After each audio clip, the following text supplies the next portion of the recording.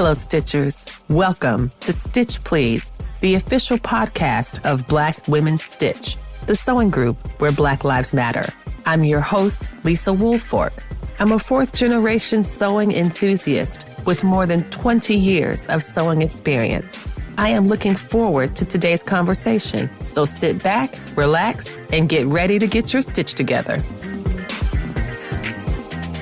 Hello, everybody, and welcome to the Stitch Please podcast. I am your host, Lisa Woolfork, and as I say every week, this is a very special episode because for this episode, I am talking with the one, the only Chris Cooper, who, you know how they say it with your chest when you're really proud of something, when you really know you are who you are? Chris Cooper today, folks, is saying it with her chest. And if you were a Patreon supporter, and why are you not? You totally should be. #PayBlackWomen. You would see that Chris Cooper is a master seamstress. And I am not guessing. I am affirming because she has told us this and it is right there on her shirt. So welcome, Chris, to the podcast. Thank you so much for being with us today. Hi, Lisa. Thank you so much for having me. I feel so honored. I watch you, and most of the time when I watch you, I'm in tears, so I can really see and hear what's going on. But thank you so much for having me. I'm so honored. This is such exciting development for us. I am super, super glad to learn more about your work, to talk about Studio Tissue8, to talk about couture sewing, fashion, designing, all of the stuff that you do, all the products and services that you offer. But I want to begin at the beginning. And from what I see from your story is that you started at a very young age with almost like a mission-driven sewing project. So can you talk about I was thinking specifically about the stack of naked dolls that you were given as a child to work on. That was the very beginning. Unbeknownst to me, I would be where I am today. But my sister, who at the time worked for a corporation, and they had community groups and things of this nature, and she belonged to the women's group. I think it may have been called something else, but it was the women's group. And this particular Christmas, they were charged with dressing doll babies and taking them back to the community. So she brings these doll babies home. It's a box of doll babies, I think maybe 16, I want to say, or maybe not that many, maybe 10 or 12, but they're all naked. My mother's raising 4 girls basically by herself. So here comes my sister with 8 more or 12 more girls that need clothing. And so my sister, fabulous dresser, but knows nothing about dressmaking. None of us knew anything about sewing. My grandmother had given my mother a sewing machine that was in the closet. It was a Kenmore. It was in the closet. And I was like, well, I can't let the dolls just sit here. We got to do something. And so I just started playing around with my mother's pillowcases. I thought she was going to throw me out the house. I was 8 years old. That would have been hard. That would have been very hard. That would have been very hard. It would have been very hard to become Chris Cooper, Master Seamstress, if your mama put you out at 8 for cutting up her good pillowcases. But she did not find out. So we continue. So I kept trying until I got something that looked close clothing for doll babies. And I did them all. And my sister took them away. But I remember as I was doing them, I remember saying to myself, this is what I want to do for the rest of my life. I mean, it was almost like that. Wow. And so then I proceeded to teach myself how to sew, messing up a lot of fabric. There was a store, I think it was called Gaylord at that time. It changed to many things, but I think it was called Gaylord's. And they sold fabric and they had patterns. And then there was another store downtown Wilmington called Joy Trim, where you could get trim. And I mean, they had everything, you name it. I think they sold everything but cars. Wow. And so between my mother's pillowcases and sheets and the store that was in our neighborhood and the store downtown, I just taught myself to sew. A little later on, maybe when I was about 12, because I was in junior high school, there was a gentleman who lived in my neighborhood. His name was Joe Brumskill. He graduated from Parsons. I think he was originally from Pennsylvania, from Chester, but he lived in Wilmington. He found out about me. He took me under his wings. He became my mentor. And it's so funny because when he took me under his wings, he was embarking on a stage play, costuming for a stage play. Okay. He threw me right in. He was like, this is what you're going to do it. And I was like, I've not done this before. And everything that I've done up until this point has been for me. No one else has seen it. So, I mean, I learned on the fly. I really did. I learned on the fly. And so you were 12. Are you saying that when you were 12, you were working on costuming a stage play? There was another interesting detail in your bio that I want to hear more about. And I want to hear if this was before or after. On your site, it says that you were like maybe in 6th grade or so, that you took a formal sewing class and that you ended up knowing more than the teacher. Yes. And so I'm like, wait a minute. I'm like, how does a 6th grader know more than the teacher does about sewing? Was this after you started working with this designer or even beforehand? It was during. It kind of happened at the same time, but it was back when schools offered home economics and you had to do the whole circuit, the block, cooking, sewing, clean, whatever else. Right. Sewing, of course, was my first choice. At that time, the teacher, she had just graduated. I don't even think they do this anymore, but she had just graduated from college and she was technically doing an internship. I think they named it something else back then, but she was doing an internship. Now, think about this. What are you, 22 when you graduate from college? Yes. She comes to the city, goes to an all-black school. Okay. Is this a white lady or black lady? She's white. Okay. She's 21, 22, and she's in this school. The school, it was called Burnett Middle School. It had 8 floors. Wow. 8 floors of African-American kids. That's a huge school. Yes, they tore it down last year, but she was frightened out of her mind. Oh my gosh. She could not see her feet in front of one another. So wow. I convinced my girlfriend to take this class with me. With you, yeah.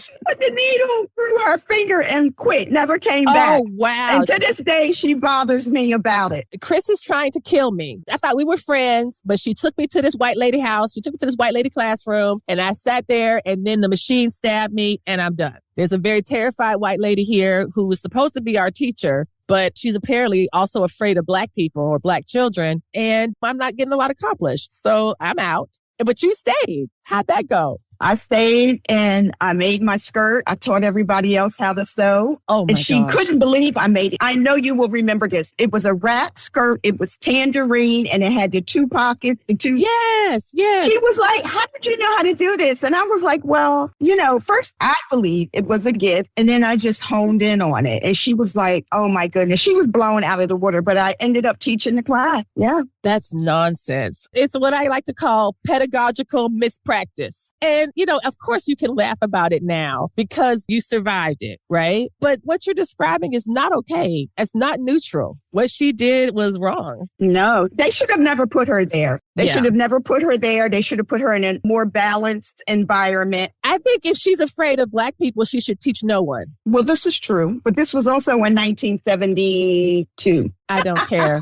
I don't care. I don't care if it was 1962. I don't care if it was 1862. And we have histories of white teachers being terrified of Black people in every single one of those eras I mentioned. No, this is 1972. We had color television in good times. Just about to get kicking off. No, thank you. No, ma'am. You're not going to come here and Dangerous Minds me. You're not going to come here and do that white savior narrative in this classroom. No, ma'am. Yes. I'll teach us.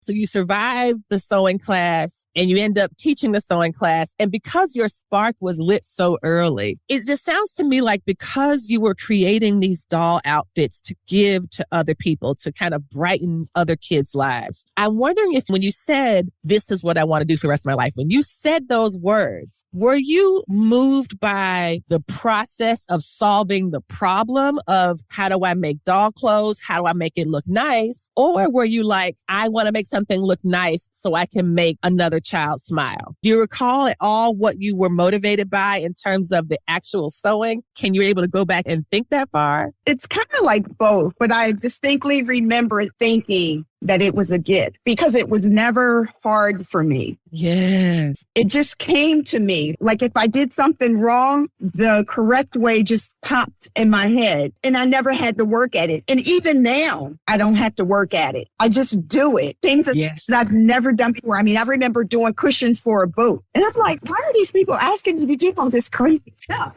They loved it. I mean, I just innately know how to do it. For me, because of that, which I call a gift, I feel like I need to share it. I feel like I can't hold on to it. I've got to share it. Yes. It's a little of both. Yeah. It was gifted to you. So you want to offer that and amplify that so other people can have the benefit from it, but also know how to do it themselves as well. That this gift that you have is a gift that you can help other people give themselves. Exactly. By learning. Oh, I love that. I absolutely love that. So do you remember what the stage production was? What was the show?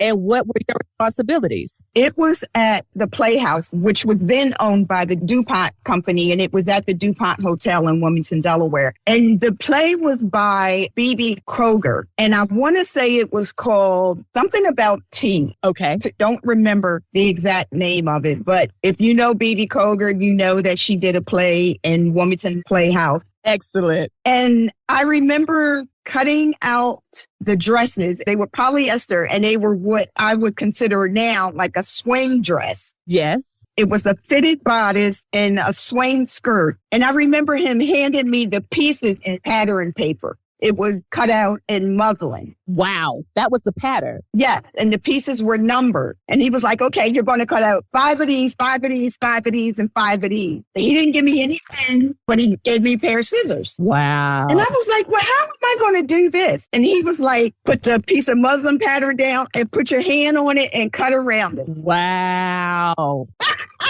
And that's what I did. Wow. That's incredible. That is really awesome. I'm going to take a quick pause here. And y'all, we're going to take a short break. And when we come back, we're going to hear more from Chris. Thank you so much.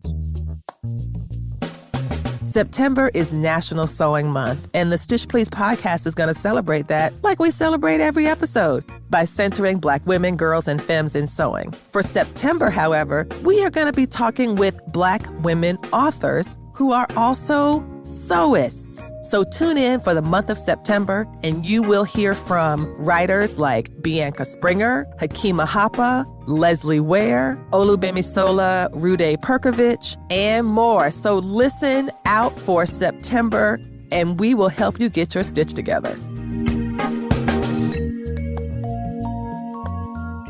All right, everybody, we are back. I am talking today with Chris Cooper, Master Seamstress and the owner and proprietor of Studio Tissue8. And she is talking to us about her background and learning to sew in a very organic way that feels almost like she wasn't so much learning, but maybe remembering or practicing it, because her sewing is a gift and her work is a gift that she wants to help other folks. So you said you would offer free classes at the public library. What made you turn to that as a form of reaching out to folks and helping folks learn how to sew more? When I relocated to DC in 2007, I knew no one here outside of my one girlfriend who lived in Maryland and really didn't have any connects in DC, and my son's side of the family who lived in Virginia. So I was basically here really by myself. I mean, I packed up everything. I always knew I would move when my son graduated from college, but I didn't know where. I sold everything I had, car, everything, and moved to DC, no job, no nothing, but I knew how to sew. In the past, that has always been my fallback. So not knowing anybody, I was like, I got to figure out a way to network and to start to meet people and this, that, and the other. I can only do that through sewing because that's what I do. Yes. And so I was like, okay, so figure out a way to reach my community. This is a no-brainer. This is what I'm thinking. This is a no-brainer. Parents can drop their kids off at the library for 2 hours. Yes. When I started doing it, I said, okay, it's not working in my community. Let me try other community. And so I began doing that. I had a little bit of success in the beginning, but then eventually, I guess people, for whatever reason, didn't come or whatever, or I would have 1 or 2 or something like that. But it was just also another form of me giving back. At some point, I got to the point of, it doesn't matter. I'm here. If they want to come, I'm here. This is my give back, and I can't worry about what other people think or do.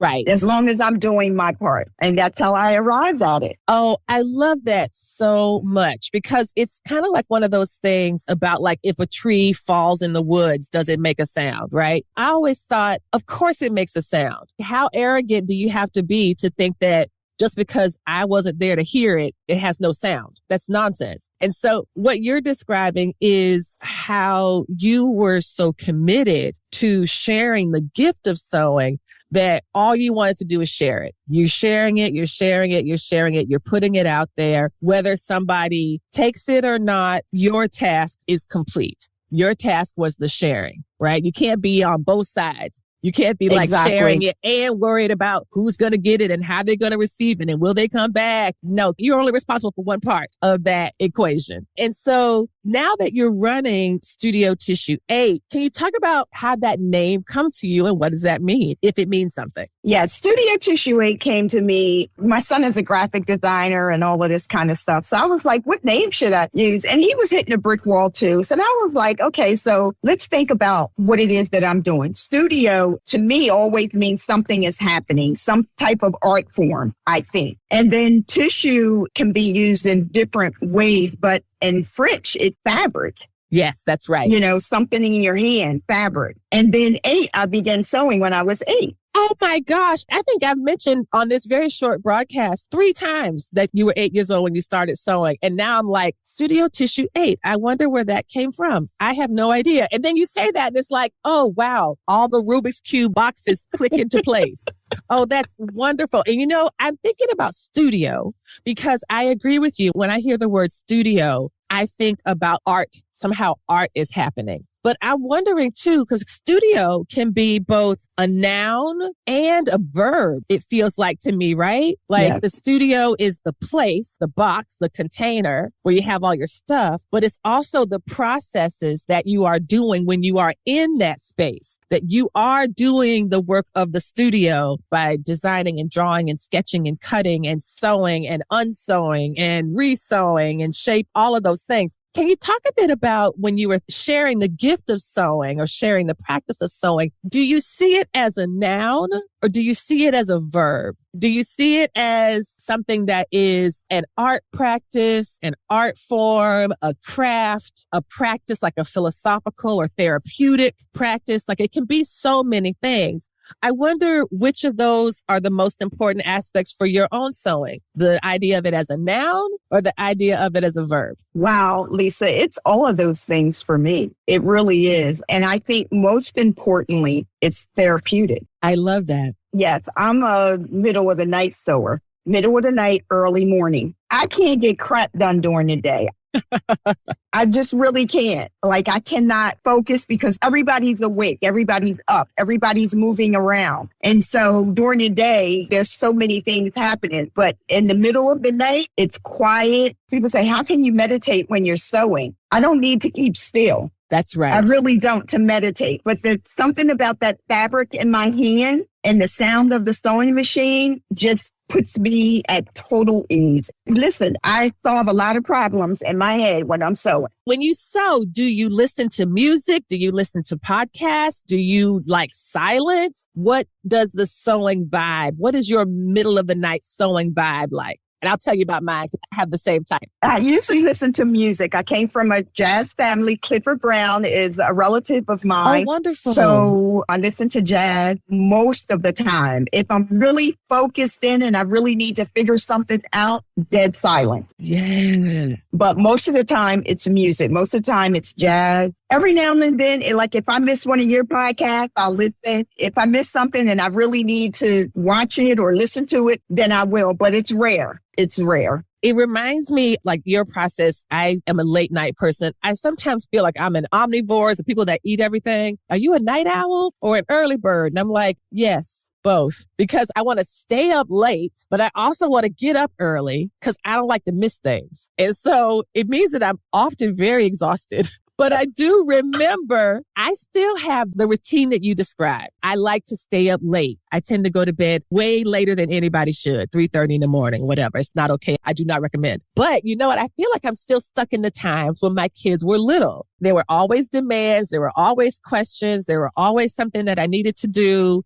And if I wanted time to myself, and I wanted the house to be quiet, I had to wait until everybody went to bed. And now, because my kids are grown and one is with us here, but working full time and the other one is at college. And so essentially I have a quiet house. There's no need for me to wait until 2:00 in the morning to do anything. And yet here we are. And yet still, like nobody is, mama, like tapping me on the shoulder while I'm asleep to say, are you awake? No one's doing that anymore. And so those habits are kind of hard to break. And I guess what I'm interested in is the way that sewing brings ease into your thinking process, right? That you can use this as a moment to say, you know what, I want to figure this out. And in order to do so, I'm going to work on this garment and I'm not going to listen to anything that requires my attention. I am just going to focus on doing this sewing work. And then in the back of my head, this idea will also be percolating. Is that how it kind of works for you when you sit down? If you're like, oh, I have this dilemma or I'm unsure about how to approach this. Do you have an example, if you could share one, about how sewing has been that type of process that allows you to think or to process problems or ideas or concepts or things that have come to you during sewing? You only know these things if you're a sewer or if you're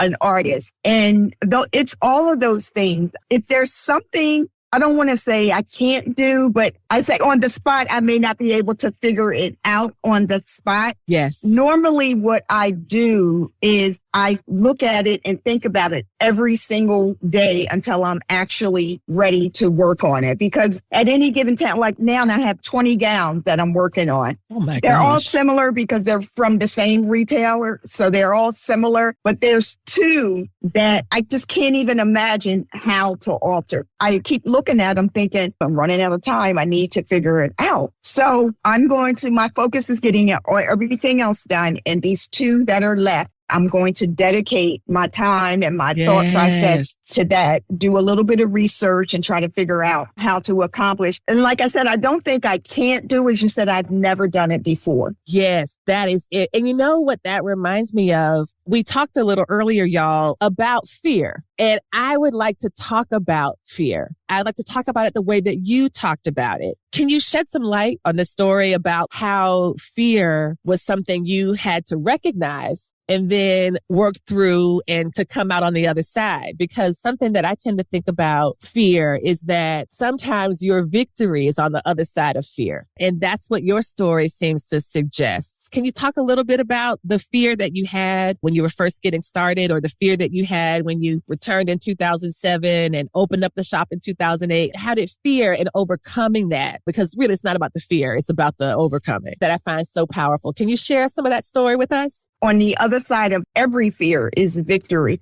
I've never been a fearful person moving to DC with no job, no nothing, no car, no nothing. Just in itself is fearful because it's an ever moving city. I mean, it's not New York, but it's very close. Like people are moving. People seem to be very cliquish here. I hate to say that because we always say women are cliquish and this, that, and the other. But I'm telling you, in DC, it's an absolute real thing. Congress is cliquey as hell, if you think about it. Please.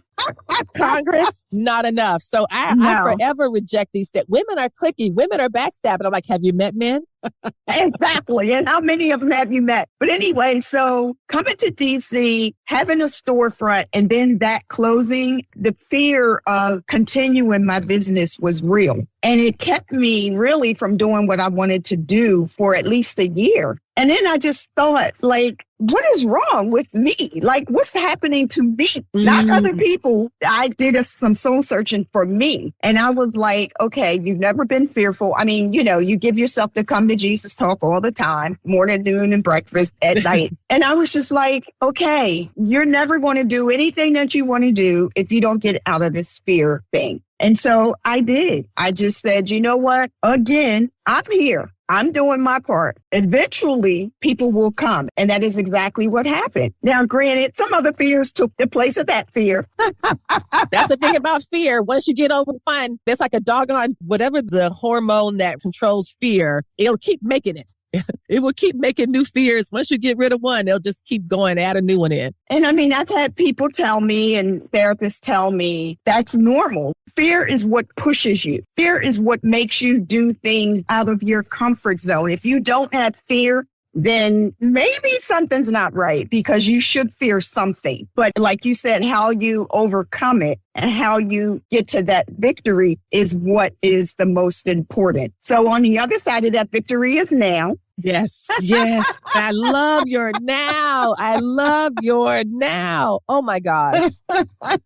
So one fear I have is growing older, I should say, and not seeing my grandkids. I feel confident that I will see them graduate from school, graduate from college, but that's probably it. I'm probably not going to see a wedding or anything like that. And that is my biggest fear. So people say, well, then you're afraid of dying. I'm not afraid of dying. I just want to see my kids. You don't want to miss anything. I don't want to miss anything. You want to stay up late and get up early. You're right. You want to use all your time. Rubbing my eyes. Exactly. And here's the thing that just speaking about midlife and growing into that, I have to tell you the thing that has helped me, which is something that might help all of us, is Black women. And there's 2 Black women in particular that I absolutely love who are doing the midlife space for Black women in their late 40s, early 50s, 60s, like talking with us about menopause and about being fly and amazing at any age and fighting against the ageism and all of these things. And that is Omisade Bernie Scott. And she runs the Black Girl's Guide to Menopause, which is a podcast. She's got wonderful products and she's amazing. I love her. And then also my friend, we were in Girl Scouts together, believe it or not. And now she is known on Instagram and elsewhere as Yo Fly Auntie, Kendra Lindsay. And she has a podcast, but she also does a lot of influencing in the beauty and hair makeup space and just saying, hey, love your age, beautiful at any age, not beautiful despite your age or beautiful for your age.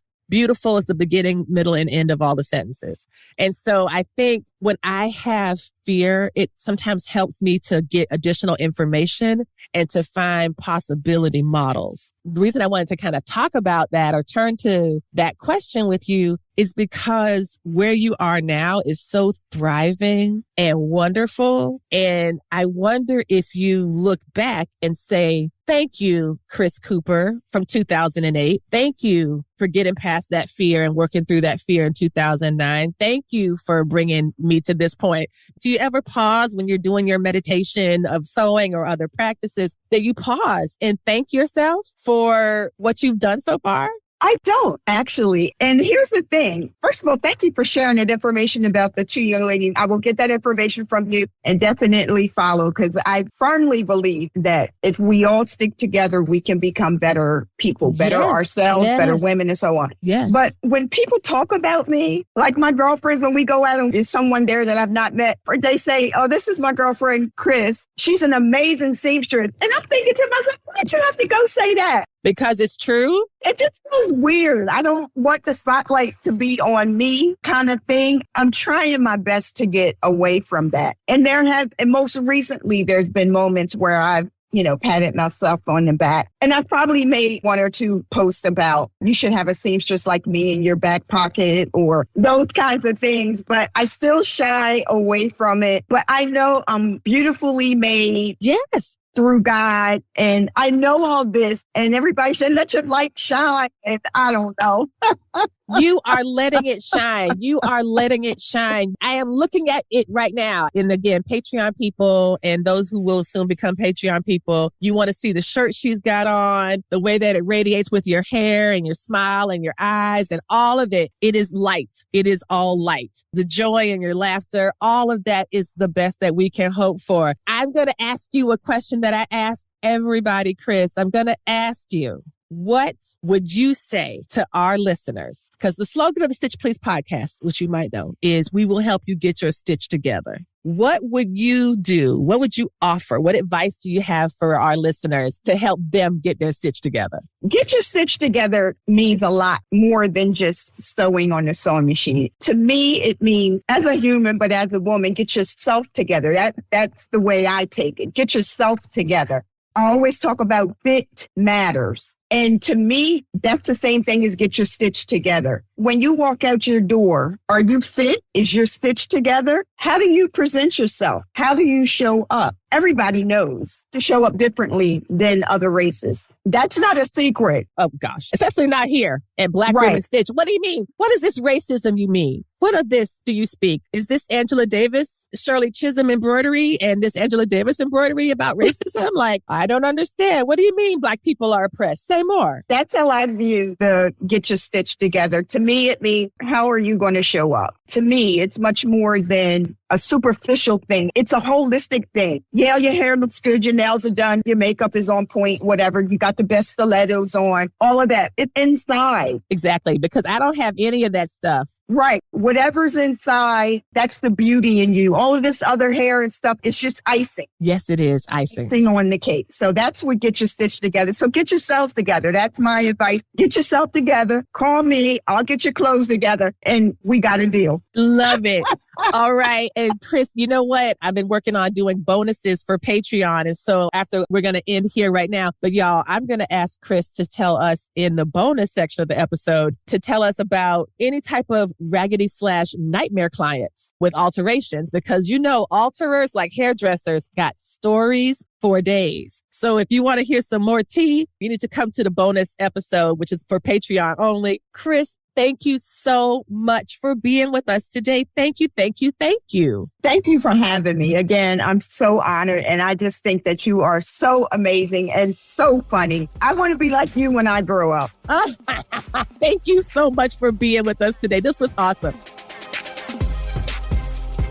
You've been listening to the Stitch Please podcast, the official podcast of Black Women Stitch, the sewing group where Black Lives Matter. We appreciate you supporting us by listening to the podcast. If you'd like to reach out to us with questions, you can contact us at blackwomenstitch@gmail.com. If you'd like to support us financially, you can do that by supporting us on Patreon, Patreon, and you can find Black Women Stitch there in the Patreon directory. And for as little as $2 a month, you can help support the project with things like editing, transcripts, and other things to strengthen the podcast. And finally, if financial support is not something you can do right now, you can really, really help the podcast by rating it and reviewing it anywhere you listen to podcasts that allows you to review them. So I know that not all podcast directories or services allow for reviews, but for those who do, for those that have like a star rating or just ask for a few comments, if you could share those comments and say nice things about us at the Stitch Please podcast, that is incredibly helpful. Thank you so much. Come back next week and we'll help you get your stitch together.